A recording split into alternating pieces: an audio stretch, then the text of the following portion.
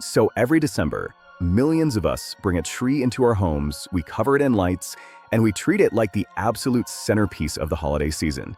It feels timeless, right? Like it's always been this way? But the real history of the Christmas tree is far stranger and honestly a whole lot more complex than you might think. I mean, just look at the numbers. In the United States alone, something like 3/4 of all households take part in this tradition. It's a global thing now, popping up in city squares from Tokyo to Rio.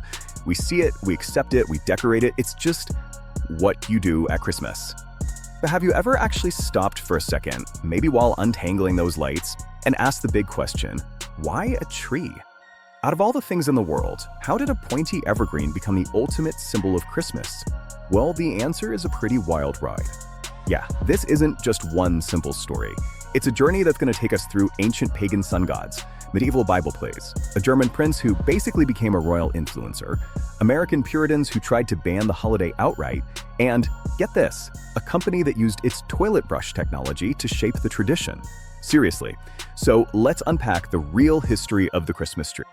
Okay, so our story actually begins way before the first Christmas. We have to go back to a time when the seasons weren't just about the weather. They were a matter of life and death. And in that world, evergreens held this powerful, almost magical meaning. Think about the winter solstice. Up in the northern hemisphere, it's the longest, darkest night of the year. For ancient cultures, this wasn't just some astronomical event. It was deeply spiritual. They saw it as the moment their sun god started to get stronger again, promising that light and life would eventually come back. And in that deep, dark winter, what was the most powerful symbol of life you could find? The evergreen, of course. The one plant that stayed green when everything else looked dead. The ancient Egyptians, they used palm fronds to honor their sun god Ra. The Romans decorated their homes with evergreen boughs for Saturnalia, which was their huge festival of feasting and gift-giving. And all across Europe, Germanic and Celtic tribes used them to symbolize survival and even to ward off evil spirits. So the core idea was already there. In the darkest time of year, you bring a symbol of life into your home. Okay, so how did this ancient habit get tangled up with Christianity? Well, the next major step in the Christmas tree's history didn't happen out in a forest somewhere. It actually happened on a stage. Back in medieval Europe, most people couldn't read, so churches would put on these mystery plays to teach Bible stories. The play scheduled for December 24th, which was the feast day of Adam and Eve, was the story of the Garden of Eden. And of course, for that story, you need a tree of knowledge. Well, in the middle of a European winter, a fir tree was the perfect stand-in. They decorate it with red apples to represent the forbidden fruit, and with white wafers to symbolize the Eucharist. And this paradise tree, it's a direct ancestor of the tree in your living room. So from the church play, the idea moves out into the public square. But where did the very first public Christmas tree show up? Well, that's a point of genuine, modern-day rivalry between Riga, Latvia, and Tallinn, Estonia. Both cities claim that a medieval merchants guild, called the Brotherhood of the Blackheads, was the first to put up a tree in their town square, dance around it, and then set it on fire. As you can see, Riga says they did it in 1510, but Tallinn claims they did it way back in 1444. The evidence is a bit shaky for both, but it shows you the idea of a big community tree was definitely catching on. But the tradition as we really know it, a decorated tree inside the home, that really takes off in 16th century Germany, especially with Protestant families. There's a famous legend that credits Martin Luther himself. The story goes that one night he was walking home and was just so amazed by the sight of stars twinkling through the branches of a pine tree that he brought one indoors and put candles on it to represent the light of Christ. So, a German custom is born, but how did it take over the world? Well, the answer is a classic story of royal influence and the power of the media. In the 1840s, Britain's Queen Victoria and her German-born husband, Prince Albert, brought the tradition over to Windsor Castle. And then, in 1848, a magazine called the Illustrated London News published a drawing of the royal family all gathered around their beautiful Christmas tree. That one image changed everything. That one drawing, you have to understand, it was like a 19th century viral post.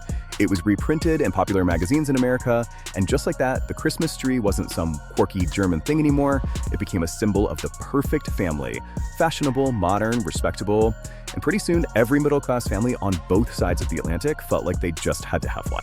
But the tree's arrival in America wasn't exactly a smooth ride.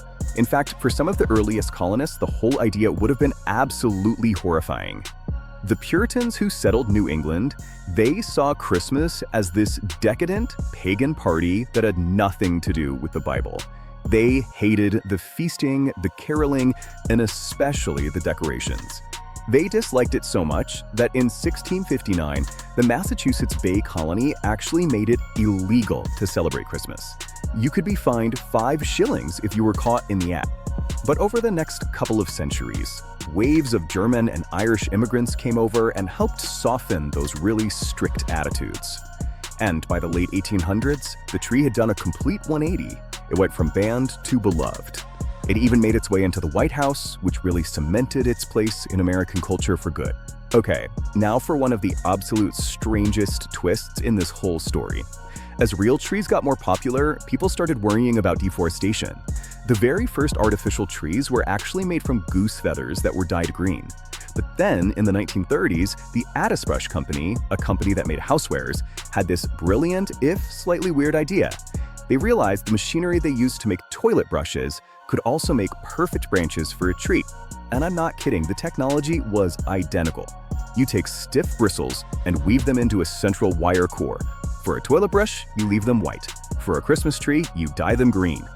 It sounds bizarre to us today, but these bristle trees were a total game changer. They were durable, you could reuse them, and they were much, much less of a fire hazard than a drying out pine tree. And that fire hazard was no joke. It still isn't. Even with modern lights, real Christmas trees are still responsible for about 160 home fires every year in the US alone. It's a pretty stark reminder of the very real danger that pushed people to innovate in the first place.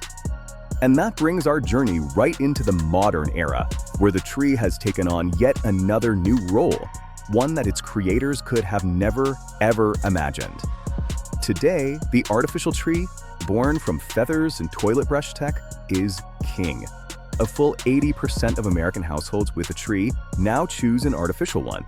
People usually say it's for convenience and the fact that you can reuse it year after year. For many of us now, the tree's meaning has evolved again.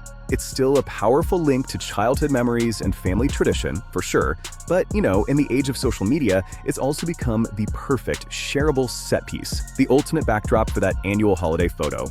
So when you look at your tree this year, just remember its incredible journey. It's been a pagan symbol of life, a prop in a medieval play, a German family custom, a Victorian status symbol, a mass-produced product, and now, a backdrop for our digital lives. And that leaves us with one final thought. The meaning of the Christmas tree has never been fixed. It's always been shaped by the culture of the time. So the real question is, as you look at the tree this year, what does it truly represent to you? Is it about faith, family, nostalgia, or is it simply tradition? An echo of a very long and very fascinating history. If you enjoyed the video, don't forget to like and subscribe to the channel. Leave your opinion in the comments and tell me which topic you'd like me to talk about next. The comment with the most likes will be turned into a video.